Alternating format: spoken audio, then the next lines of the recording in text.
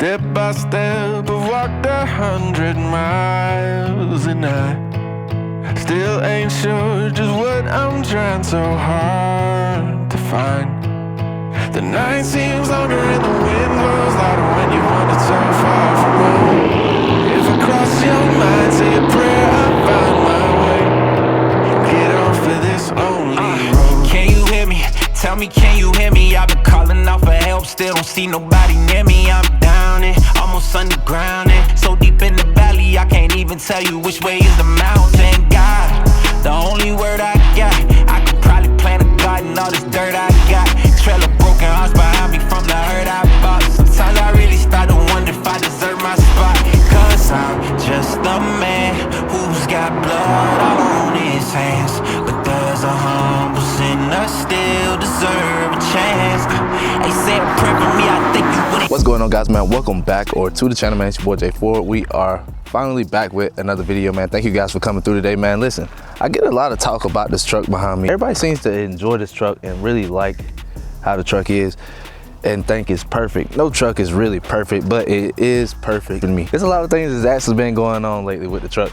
Not too much the reliability of the truck, but other things. So that's the whole point of today's video, and I'm going to tell you guys exactly everything that's going on with the truck. So if you're new here, this is my 2017 Ford F-150. It is a Lariat. Pretty much all I've done to it is pretty much put a 8-inch FTS lift kit, 24x14 TIS wheels with 36 1450 Versatile MXTs.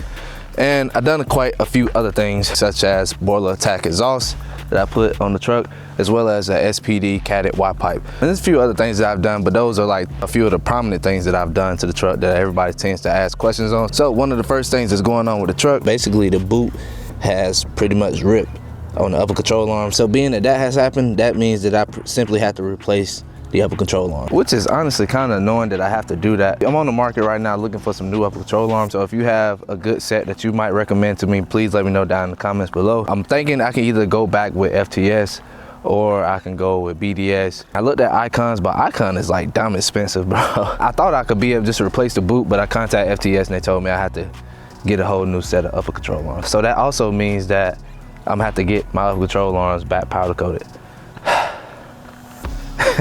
It's a never ending process, man. So with the boot being ripped, it's causing my tires to wear down a lot faster than what they should be. And they all out of line. And I'm gonna need some new tires. And also that's due, of course, due to not getting it properly aligned on time like I should have. It's really on the inside, so you can see right there, it's kind of balding here. But you see, I still got enough tread to where I could get a few more miles if I would have did the proper alignment. Yeah, I'm like right at 55 miles on these tires, so still got good. I got a good bit of life out of them, but I probably could at least went 65 with them, 65, 70 maybe on the high end. But one of the other issues that I have been having with the truck is I made a YouTube short about it. Some of you guys may have seen it, some of you may have not. You see that my screen just came on and it's stuck pretty much like this. Like it'll be completely black, or it'll have like a green screen and just be blinking in and out, or it'll go to this and it'll just stay stuck like this, or like you just see it just shut off basically. I pretty much already know what the problem is. Somebody pointed it out to me and they told me exactly what it is. So it's the APIM or APIM, whatever you want to call it. I've already found where I can get a replacement for that. I found somebody on Marketplace and they are up in Atlanta, but I also found another person where I could buy it from, which is on eBay. So I'll probably end up going that route and get it from eBay. But I know I'll get it a lot quicker if I just drive up to Atlanta, which is, Atlanta is only like 2 hours from me. So also I have a check engine light, man. Come on, bro. But it's really not nothing. All it really is just I simply need to replace the O2 sensor on the cats. So, and then one of the other things is not necessarily the truck, but it's a part of it, kind of, sort of, maybe. Hurricane Helene hit back in the end of September. Long story short, we basically had a gas shortage. Somebody bought up all the E85 and I was gonna switch the tune to my 93 tune, and I got this message. So yeah, I gotta send this off to go get fixed, and I'm not really that much concerned about it because I love E85. I'm not really switching from E85. I think the truck loves E85 for one. So I'm not planning to switch to the 93 tune. I don't think it's I've been on E85 for so long. I think it'll be kind of hard for me to go back to 93. I know I definitely feel the difference. I hear so many people talk about how they switched back to 93, and it just wasn't quite the same. So I'll probably just stay with E85 anyway. But still, regardless, just in case we have another shortage, I need to go get that fixed for just in case purposes, just like what we just experienced. Because we was without power for like 5 days. 5-6 days, so this would be a just in case type of thing. So yeah, definitely gotta get that taken care of. Now I know we just talked about a lot of negatives about the truck. Let's talk about some things that I deem as positive. Really the only positive thing right now, other than this setup still looks nice, but we still got the Boost Auto Luma Steps M2s, and they're still perfect. These things have been absolutely amazing. They sent me something to where this light will automatically go off as soon as it lets up, but I honestly like that the fact that it stays lit up like that after the fact, and it eventually shuts off once the lights and everything shuts off on the inside. So I decided not to add that mod to the truck right now at this moment, and I just honestly think it helps me a lot at night getting out of the truck or traveling somewhere. It just lights up the area around me and it stays lit for a while. I think that's super helpful sometimes. I'm gonna leave a link down in the description for you guys to get you a set of these Boost Auto Luma Step M2s. Shout out to Boost Auto, man. They've been wonderful to work with. Their products have always been great. I always heard good things about them. Then when I started working with them, and I was able to find out for myself that they are amazing.